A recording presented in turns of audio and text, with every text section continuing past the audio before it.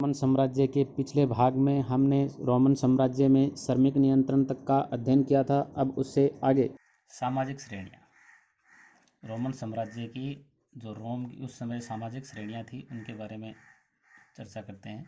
सामाजिक श्रेणियाँ तो इनको हम दो कैटेगरियों में दो काल के अनुसार विभाजित करते हैं। पूर्ववर्ती यानी जो हमने तीसरी शताब्दी के मुख्य भाग तक तो था उसके बारे में, और उसके बाद में तो पूर्ववर्ती यानी जो प्रारंभिक साम्राज्य है उस समय सामाजिक श्रेणियां कैसी थी। जो इतिहासकार जो टेसिटस है उसके अनुसार वो क्या कहता है कि उस समय जो सामाजिक समूह है वो चार थे इसके अंदर। एक है इसके अंदर सेनेटर, दूसरे अश्वारोही, तीसरी कैटेगरी थी कमिनकारू, और चौथी थी दास। तो इस प्रकार की चार उस समय सामाजिक श्रेणियां थी। जो सेनेटर है वो किससे बना है? पेट्रेस से। पेट्रेस शब्द से बना है और इसका जो अर्थ है वो क्या होता है? पिता। और तीसरी शताब्दी के प्रारंभ में अगर हम बात करें तो उस समय यानी तीसरी जो शताब्दी थी उसके प्रारंभ में इनकी संख्या थी 1000, लेकिन कुल में से आधे सेनेटर किसके थे? कुल में से आधे इटालवी मूल के थे, इतालवी थे। अश्वारोही की अगर हम बात करें तो अश्वारोही जनता का सम्मानीय वर्ग था, जनता का सम्मानीय वर्ग था, और इसका संबंध किससे था? महान घरानों से था, महान घरानों से इसका संबंध था। और कमिनकारू ये फुहड़ निमंतक वर्ग के लोग थे। फुहड़ निमंतर वर्ग के लोग हैं वो किस में आते थे? जो क्या करते थे? सर्कस और थिएटर के तमाशा दिखाते थे। सर्कस और थिएटर यानी ये कह सकते हैं कि उसमें काम करने वाले लोग हैं वो किस में आते थे? कमिनकारू के अंदर आते थे। दास हैं। परवर्ती काल की बात करते हैं। परवर्ती काल के अगर हम बात करें इसके अंदर अलग अलग प्रकार के वर्ग थे, जैसे उच्च वर्ग। उच्च वर्ग चौथी शताब्दी में के प्रारंभिक काल में कॉन्स्टेंटाइन के समय आया था। ये कॉन्स्टेंटाइन और चौथी शताब्दी के प्रारंभिक काल में, और इसके अंदर यानी ऊपर उल्लेखित जो दो वर्ग हैं, कौन से? सेनेटर, यानी इसमें शामिल कौन से थे? सेनेटर प्लस अश्वारोही, इस उच्च वर्ग में शामिल थे। और इनसे एक नया वर्ग इन दोनों को मिलाकर कौन सा बन गया? अभिजात वर्ग। यानी जो पूर्ववर्ती श्रेणियां थी सेनेटर अश्वारोही, उन दोनों को मिलाकर चौथी जो शताब्दी है उसके समय यानी कॉन्स्टेंटाइन जो सम्राट था उसके समय अभिजात वर्ग के एक नए वर्ग का उदय होता था। और ये वर्ग है जो अभिजात वर्ग है, कैसा था? ये धनवान यानी धनी लोगों का ये समूह था, और ये कई तरीकों से ये संभ्रांत वर्ग से कम शक्तिशाली भी था। यानी संभ्रांत वर्ग है, कई मामले थे तो संभ्रांत से कम शक्तिशाली था ये, कई मामलों में, सभी में नहीं। और आधे परिवार इसके इस वर्ग के जो आधे परिवार हैं वो कहाँ के थे? अफ्रीकी या पूर्वी मूल के, अफ्रीकी या फिर पूर्वी मूल के थे आधे। यानी इसकी जो आधी संख्या थी इस वर्ग की वो यहाँ की थी। अब हम बात करते हैं अगले वर्ग की, यानी ये तो है उच्च वर्ग। दूसरा मध्यम वर्ग। मध्यम वर्ग में कौन आती थी? नौकरशाही और सेना। नौकरशाही और सेना की सेवा में जो काम करने वाले लोग हैं, आम लोग हैं, वो आते थे। और इसके अंदर यानी जो मध्यम वर्ग के अंदर इसके अलावा समृद्ध किसान और सौदागर, किसान सौदागर भी शामिल थे, जिनमें बहुत से किसके थे? लगभग किनके थे? पूर्वी प्रांतों से थे, पूर्वी प्रांतों से शामिल थे। टेसिटस के अनुसार ये वर्ग था सेनेटरों के आश्रित के रूप में था, यानी जो टेसिटस है, टेसिटस क्या कहता है, ये सेनेटों का आश्रित बताता है इसे, कि ये जो वर्ग है वो सेनेटों के आश्रित के रूप में था। और इस वर्ग का भरण पोषण है, यानी ये जो वर्ग था मध्यम वर्ग, इसका भरण पोषण कैसे होता था इस वर्ग का, तो इस वर्ग का जो भरण पोषण है वो सरकारी सेवा से, यानी तो एक तो सरकार की सेवा करते थे तो वहाँ से उससे मिल जाता था, या फिर राज्य से, यानी राज्य पर ही इनकी निर्भरता थी। निमंत्रण वर्ग की बात करते हैं। तीसरा जो वर्ग है निमंत्रण,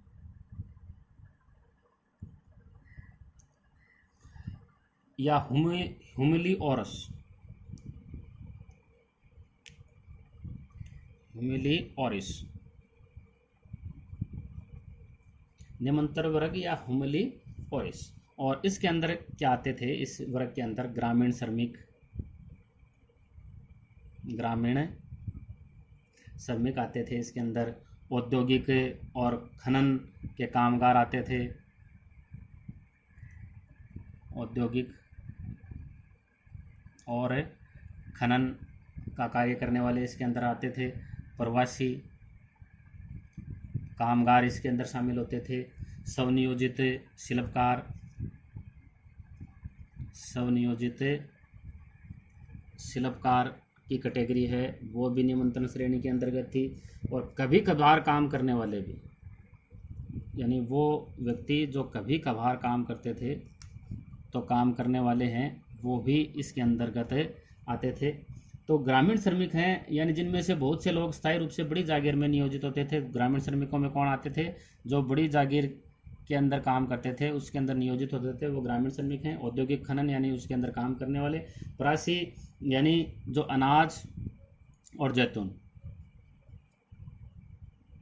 की फसल की कटाई, यानी इसकी कटाई के समय आते और उस समय श्रम की पूर्ति करने वाले, यानी जो इस समय अनाज और जैतून की कटाई के समय श्रम की पूर्ति करने वाले किसके अंतर्गत आते थे, प्रवासी कामगार के अंतर्गत। और स्वनियोजित यानी मजदूरी पाने वाले जो भी अन्य प्रकार की कैटेगरी थे उनसे इनकी स्थिति क्या थी, बेहतर थी, यानी मजदूरी पाने वालों से इनकी बेहतर स्थिति थी, बेहतर स्थिति थी। और कभी कभार काम करने वाले ये बहुत बड़ी संख्या में थे, इनकी संख्या बहुत ज़्यादा थी, बहुत ज़्यादा संख्या थी इनकी, बहुत बड़ी। ये विशेषकर बड़े शहरों में हजारों गुलाम जो पूरे पश्चिम राज्य में पाए जाते थे। अब हम बात करते हैं ओलिम्पियोडोरस, ये क्या कहता है। ओलिम्पियोडोरस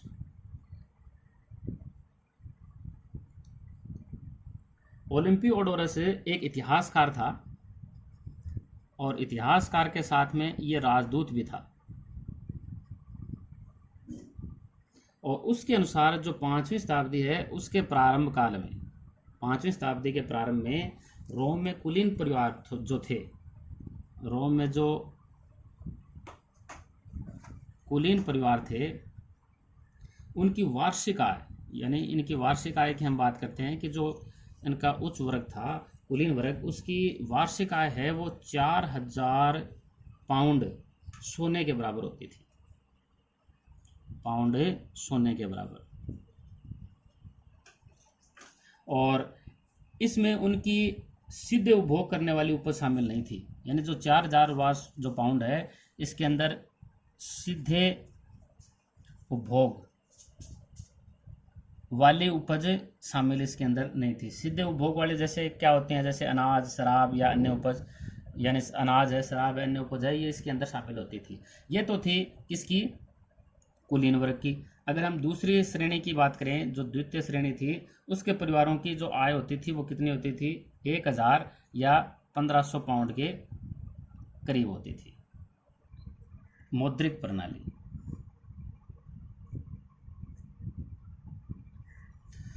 पूर्ववर्ती अगर हम साम्राज्य की बात करें पूर्ववर्ती के बाद में, तो प्रथम 3 शताब्दियों में, यानी पहली जो 3 शताब्दियां थी उसमें चांदी आधारित मौद्रिक प्रणाली थी, चांदी आधारित थी ये मौद्रिक प्रणाली। कब तक, पहली 3 शताब्दियों में, प्रथम 3 शताब्दियों के अंदर कैसी थी, चांदी आधारित। लेकिन कहते हैं कि उसमें जो स्पेन की खान है उसके अंदर चांदी मिलना बंद हो गई थी, चांदी नहीं मिल रही थी, चांदी मिलना बंद हो गई। तो कॉन्स्टेंटाइन जो था, कॉन्स्टेंटाइन 4वीं शताब्दी में जो सम्राट बना था, उसने क्या किया, सोने आधारित मौद्रिक प्रणाली शुरू कर दी। यानी जो पहले चांदी आधारित थी वो किसके अंदर तब्दील हो गई, सोने आधारित मौद्रिक प्रणाली में। और अगर हम परवर्ती काल की बात करें तो परवर्ती काल के अंदर जो नौकरशाही थी, परवर्ती काल के अंदर नौकरशाही है, वो उच्च और मध्यम वर्ग के लोग इसके अंदर शामिल थे, उच्च और मध्यम। क्यों? क्योंकि इसके अंदर जो वेतन है वो किसके रूप में मिलता था, सोने के रूप में। यानी जो मुद्रा है वो कैसी आधारित हो गई थी, सोने आधारित हो गई। तो इसके कारण जो नौकरशाही है उसके अंदर उच्च और मध्यम वर्ग के लोग हैं वो कैसे हो गए थे, धनी हो गए। क्यों हो गए? क्योंकि वेतन है वो सोने के रूप में मिलता था। और इस कारण जो इनको आमदनी होती थी, इन लोगों को जो आमदनी होती थी, उस आमदनी का लगभग भाग यानी एक बड़े हिस्से को वो किस में लगा देते थे, जमीन जैसी परिसंपत्ति खरीदने में लगा देते थे। यानी अन्य जगह अपनी जो पूंजी है उनको इन्वेस्ट करते थे। भ्रष्टाचार, तो यानी हमें कैसे पता चला है कि उस समय भ्रष्टाचार व्याप्त था? तो उसके लिए बार बार कानून बनाना, इसलिए हमें पता चल रहा है कि बार बार भ्रष्टाचार रोकने के लिए कानून बनाना उस समय भ्रष्टाचार को इंगित करता है। और सबसे अधिक अगर हम भ्रष्टाचार की बात करें तो सबसे अधिक भ्रष्टाचार था वो किसके अंदर था, न्याय प्रणाली में और सैन्य आपूर्ति में, सैन्य आपूर्ति के अंदर। यानी इसके अंदर सबसे ज़्यादा भ्रष्टाचार जो जहाँ व्याप्त था वो न्याय प्रणाली में और सैन्य आपूर्ति के प्रशासन के अंदर सबसे ज़्यादा भ्रष्टाचार उस समय व्याप्त था। रोमन जो साम्राज्य है, रोमन जो राज्य है वो किसके ऊपर आधारित था, तानाशाही पर आधारित था, तानाशाही पर आधारित था। यानी अगर असहमति हो जाए या फिर आलोचना, असहमति और आलोचना का उत्तर अगर मिल जाता है तो कैसी कार्रवाई होती थी, हिंसात्मक। यानी जो सरकार है, रोमन राज्य है, वो असहमति और आलोचना का उत्तर सरकार है वो किस रूप में देती थी, हिंसात्मक कार्रवाई से देती थी। यानी इस समय जो विशेषकर पूर्वी भाग के लोग, जो पूर्वी भाग के लोग हैं वो लगभग सम्राट का मजाक उड़ाते थे। और सम्राट का अगर मजाक उड़ा दें तो सम्राट फिर उसका उत्तर किस रूप में देता था, उनको हिंसात्मक रूप में देता था। और रोमन नागरिक कानून की हम बात करें, रोमन नागरिक कानून तो चौथी शताब्दी तक आते आते रोमन सम्राटों पर अंकुश लगाने के लिए, यानी नागरिकों के अधिकार सुरक्षित करने के लिए रोमन जो सम्राट हैं, रोमन सम्राटों पर अंकुश लगाने के लिए, नागरिकों के अधिकारों की रक्षा के लिए, नागरिकों के अधिकारों की रक्षा के लिए कानून परंपरा का उद्भव हुआ उस समय। यानी उनके लिए कानून परंपरा बन गई थी। और चौथी शताब्दी के अंतिम दशक, यानी चौथी के अंतिम दशकों की हम बात करें तो उस समय यह कानून बन जाने के कारण संभव हुआ कि सम्राट की जनता के प्रति वफादारी, सम्राट की जनता के प्रति दमनकारी अगर हो जाता है सम्राट, तो उस समय यानी दूसरी शक्ति उस समय एम्ब्रोस जैसे बिशप हैं, एम्ब्रोस क्या था, एक बिशप था।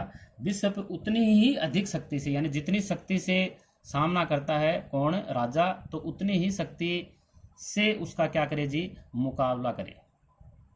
तो इस प्रकार से नागरिकों के लिए उस समय कानून बन गए थे। रोमन साम्राज्य के अगले भाग के अंतर्गत हम रोमन साम्राज्य के परवर्ती पूरा काल का अध्ययन करेंगे।